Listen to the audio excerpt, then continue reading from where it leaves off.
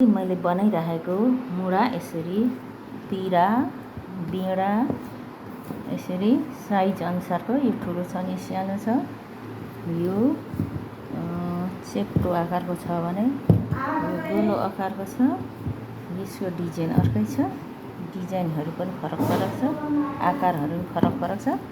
अब यसलाई के गरेर युज गर्ने भनेदेखि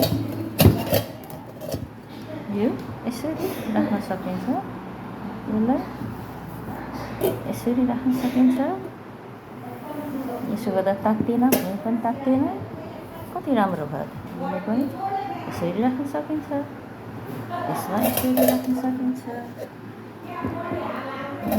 साथीहरु हामीले खुस्टाहरू जताभावी नफ्याँकौँ फोहोर पनि हुन्छ यसो गरेपछि राम्रो पनि देखिन्छ।